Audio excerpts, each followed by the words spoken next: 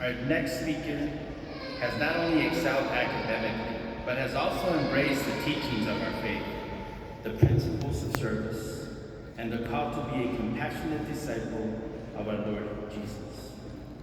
Throughout her time at ICCS, she has consistently demonstrated a deep commitment to her own spiritual growth, to her own academic pursuits, and the well-being of her fellow classmates. I remember while interviewing and touring the school, instantly I noticed that she demonstrated a thirst for knowledge and a genuine passion for learning. Her words and her actions consistently reflect love, kindness, and inclusivity, all that lie at the core of what our Catholic values stand for. Please welcome Ms. Karstyn.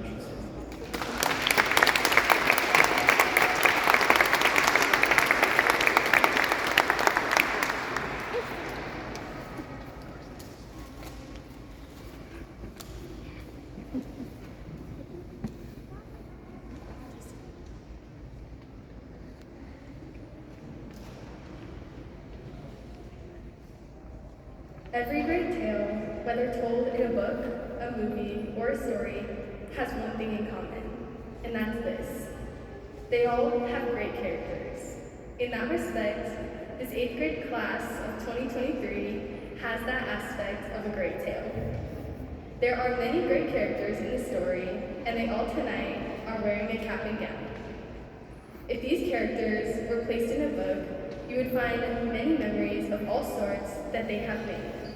The front cover would show 18 different individuals that have grown closer over the past few years. When you first open the book, you might see many small students, innocent to the fact that they will become really, really good friends. As you turn the page, you will find them coming closer and starting to form friendships. You will see them laughing and connecting over the small voodoo babies given to them by their old social studies teacher, Mrs. Gallery. The page shows a picture of the stuffed animals stacked one on top of the other. You can see them shouting, "Happy New Year!" when the timer in Mr. Burgett's science class goes off. You turn to the next chapter, entitled 6th grade, and see them playing games together online during COVID. You'll then find them wearing masks. Wonder why? Me too, and so did everyone else.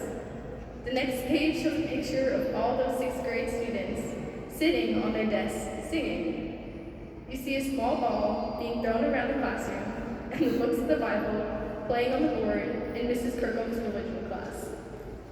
As you turn the next crisp page, you find a class marrying the lovely potato couple, Petunia and Terry, during their lunchtime.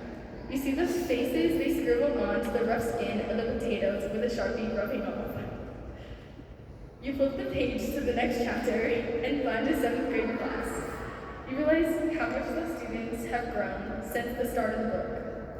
You see the class dressed up in costumes and Bill drowning in a little kiddie pool as they produce a thank you video for the first responders. You laugh as you see his mouth smothered in beefaroni lying on the ground. The next page shows 3 boys standing at the front of Mrs. Richardson's social studies class giving a presentation. They had been studying the Industrial Revolution and some inventions that came out of it. They chose TNT as their invention.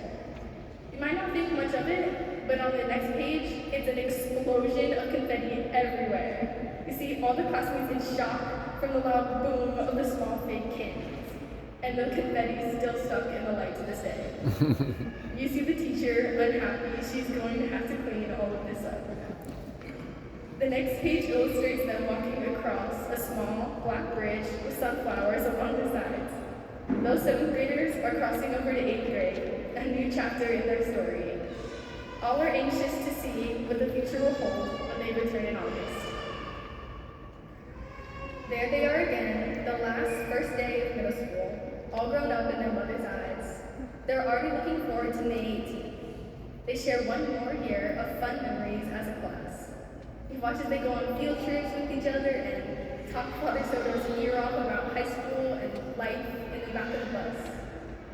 On the next page, you see them go on a retreat together.